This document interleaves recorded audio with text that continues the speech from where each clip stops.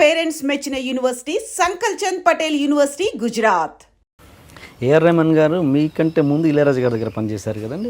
అక్కడ పనిచేస్తూ నుంచి ఏంటి ప్రాబ్లం, అక్కడ నుంచి మీ దగ్గరికి ఎందుకు వచ్చారు? ఏఆర్ రెహమాన్కి కొంచెం ఒక చిన్న ఇన్సిడెంట్ జరిగిందండి.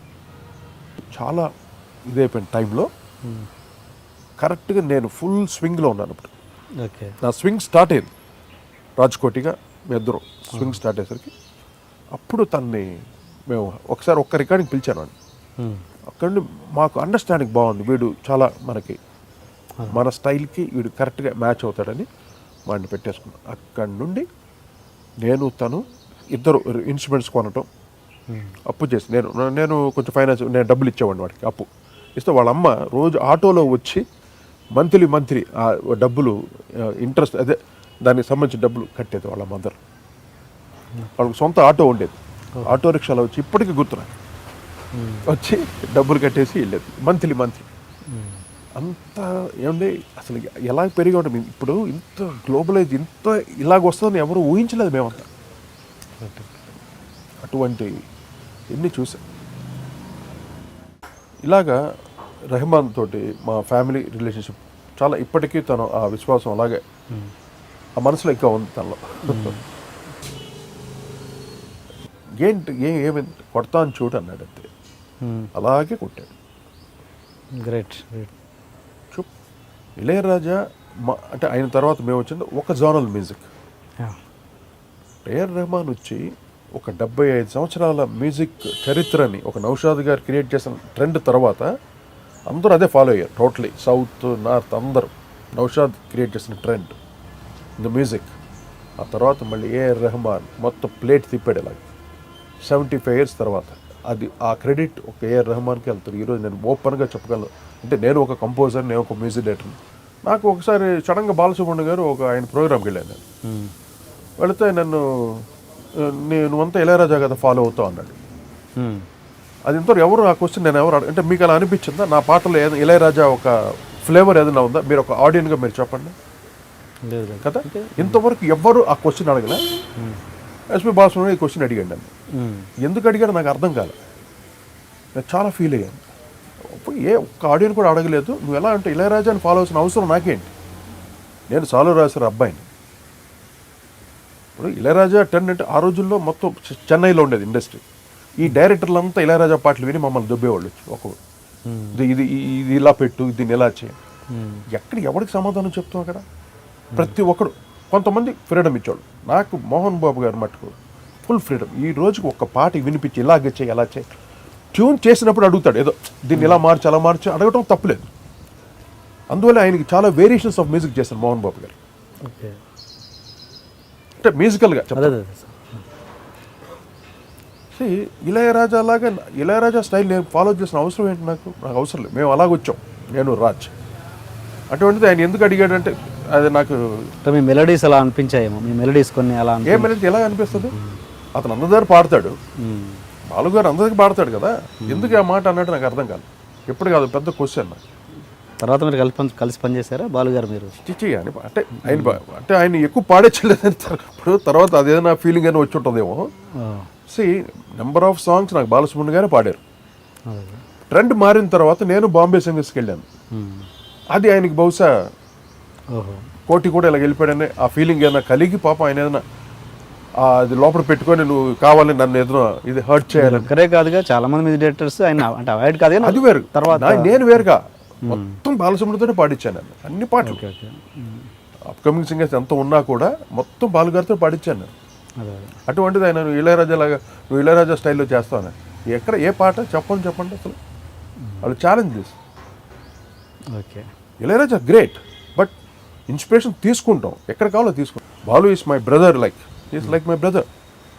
ఈరోజు ఎందుకు చెప్తున్నానంటే విషయాలంతా ఇప్పుడు ఇళయరాజా టాపిక్ వచ్చింది కాబట్టి ఇళయరాజా ఏంటి అంటే నేనే చెప్పాను, మీరేమన్నారు ఇళయరాజా పాటలు పెట్టి రాజ్కోటి పాట పెడితే ఏది మీకు నచ్చుతుంటే ఇళయరాజా పాటలు ఇస్తూ ఉంటాను. నేనేమనాలి రాజ్కోటి పాటలు ఇష్టం అని అనలేదుగా. I respect it. అలా నువ్వు రెస్పెక్ట్ ఇచ్చి మాట్లాడాలి.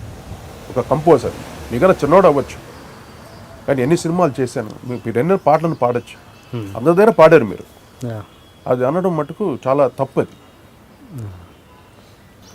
నేను మాట్లాడాలంటే ఈరోజు ఎన్నో విషయాలు మాట్లాడతాం ఒక్కొక్కరి గురించి. అది సంస్కారం కాదు. అది ఈరోజు మీరు ఫ్రాంక్ అనే ఫ్రాంక్లీ స్పీక్ ఏదో పెట్టారు మీ program. Here I'm not a victim here. నేను విక్టమ్ ఇండస్ట్రీలో నేను అందరూ ద్రోహం చేసేసి ఏదో అయిపోయారు, నేను ఏదో ఫ్రాంక్ అయ్యో నన్ను అలా చేసి ఇలా చేసి నాకు ఎవ్వరు ఏమి చేయలేదు. అంతా మంచి చేశారు నా ఇండస్ట్రీ. అందరూ నన్ను దీవించారు, ఇప్పటికీ నన్ను దీవిస్తారు. మీరు మనం ఇందాక అనుకున్నాం సినిమాలు నాకు రావట్లేదు, నేను ఎంతవరకు నేను ఫీల్ అవ్వలేదు. నన్ను కావాలి అనుకున్నాడు వస్తాడు డెఫినెట్గా. I'm just waiting for the opportunity. ముందు కూడా నేను ఆపర్చునిటీ కోసం వెయిట్ చేశాను. నేను ఆపర్చునిటీ కోసం వచ్చింది, అది వెతుక్కుంటూ వచ్చింది. నేను రెడీ అవ్వాలి దాన్ని, ఆ బాధ్యత నాది. ఆ విషయానికి వస్తే ఏ గాయకుల్లో ఆ సంస్కారం కానీ నేను చూడలేదు నా ఎక్స్పీరియన్స్లో. బాంబే సింగర్స్ అంత బందా వాళ్ళు. అఫ్కోర్స్ వాళ్ళకి గాత్రం ఇచ్చాడు దేవుడు, ఏదో కొత్త రకం ఉండదు వాయిస్, ఒక్కొక్కరికి ఒక్కొక్క స్టైల్ ఇచ్చాడు కదా. కానీ బాలు ఎప్పుడు యాటిట్యూడ్ చూపించలేదు. అందరి దగ్గర అది ఎంత చిన్న కంపోజర్ అయినా ఎంత పెద్ద కంపోజర్ అయినా వినయంగా పాటలు నేర్చుకొని క్లీన్గా పాడాడు. పాడుతున్నప్పుడు ఒక్కోసారి ఎక్స్ట్రా సంగతులు వేస్తాడు ఆయన, కొంచెం ఇంప్రూవైజేషన్ చేస్తాడు. చేసినప్పుడు బాలుగారు అది కొంచెం ఎక్కువ అవుతుంది అలాగా అంటే ఏంటంటే బాగుంటుంది కదా, లేదు గురించి కొంచెం తగ్గించానంటే ఓకే యాక్సెప్ట్. అలాగా ఒక్కోసారి ఆయన ఫ్రీగా వచ్చా వదిలేస్తాను నేను. ఒక్కోసారి లాస్ట్ పల్లవి అంటే ఆయన ఇష్టం మొత్తం ఆయనకి డెడికేటెడ్ అనమాట. అలాగా నా అదృష్టం. ముఖ్యంగా మేము రాజ్కోట్గా మేము వచ్చినప్పుడు ఒక మంచి సింగర్, అన్ని సినిమాలు మేము చేయడానికి నెంబర్ ఆఫ్ సినిమాలు చేస్తూ అన్ని పాటలు చేయాలి అంటే ఇమీడియట్గా రికార్డ్ అవ్వాలంటే బాలు లాంటి ఒక హైపర్ యాక్టివ్ సింగర్ లేకపోతే మేము అన్ని సినిమాలు చేయలేం. చక్రవర్తి గారు అన్ని సినిమాలు చేసి ఉండడు, ఈవెన్ కేవి మహాదాన్ కూడా అన్ని సినిమాలు చేసి ఉండడు. అంత ఫాస్ట్ అండి. ఇప్పుడు నేను ఎంతో కష్టపడి ఎన్నో రోజులు కూర్చొని కంపోజ్ చేస్తాను song with in a minutes. ఒక పాటను 15 నిమిషాలు 20 నిమిషాలు నేర్చుకుంటే టక్కున మైక్ దగ్గరికి వెళ్ళిపోతాడు. అది ఎంత కష్టమైన పాట అయినా సరే. బ్రిలియంట్ గాయ. ఓకే, అంటే మన తెలుగులో ఘంటసాల గారి తర్వాత మనకి అటువంటి గాయకుడు దొరకటం అది చాలా చాలా చాలా మనకు అదృష్టం అండి. బాలు లాంటి వాయిస్ ఉండటం కూడా, అటువంటి గాయకుడు మన తెలుగు ఇండస్ట్రీకి ఉండటం చాలా గొప్ప విషయం. తర్వాత రెహమాన్ వచ్చిన తర్వాత అన్ని కొత్త కొత్త వాయిస్లను అలవాటు చేశాడు జనాలకి. ఒక న్యూ అంటే మొనాటినీ నుండి కొద్దిగా బయటపడ్డాం. ప్రతి పాటే బాలు పాడాడు. ఇప్పుడు శంకరాభరణం బాలసుబ్రహ్మణ్యమే, తర్వాత ఆరేసుకోబోయి పారేసుకున్నాం ఆయనే, అన్ని రకాలు వెస్ట్రన్ సాంగ్స్ ఆయనే పాడేవాడు. అల్టిమేట్ చాలా కష్టం అది. అన్ని పాటలు పైగా నాట్ ఓన్లీ తెలుగు, మళ్ళీ కన్నడలో, తమిళ్లో, హిందీలో పాడాడు. అన్ని రకాలుగా పాడటం అనేది. జయసుదాస్ గారికి బాలసుబ్రహ్మణ్యం గారికి ఒక మార్క్ ఎక్కువ వేయాలనుకుంటే ఎవరికి ఇస్తారు మీరు? అంటే జయసుదాస్ గారు పక్కా classical voice, Carnatic based, heavy high voltage అనమాట అది. అండ్ వాయిస్ కూడా డెప్త్ వేరు జయసుదాస్ గారు, అది డిఫరెంట్ ప్యాటర్న్. కానీ జయసుదాస్ వాయిస్ కొన్ని పాటలకే, బాలు అల్టిమేట్ అన్నిటికీ. బాలు గారు వాయిస్ అన్ని పాటలకి, ఈవెన్ క్లాసికల్ సాంగ్స్ పాడినా బాగుంటుంది, వెస్టర్న్ పాడినా బాగుంటుంది, మెలడీ పాడినా బాగుంటుంది, రిథమిక్ సాంగ్స్ పాడినా బాగుంటుంది. జయసుదాస్ గారు ఓన్లీ పేథాస్ సాంగ్స్.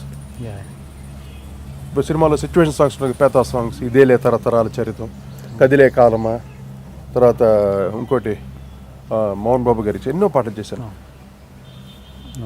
దేవతలారా దేవతలారా దీవించండి, చేసిన తప్పును మన్నించండి, దరి దరి దారే దారేదా. ఈ సంగతులని జేసులో బ్రహ్మాండంగా ఉంటుంది వాయిస్. ఆయనతో మీ ఎక్స్పీరియన్స్ ఏంటి? జేసు అంటే చాలా కోపిష్ట ఆయన.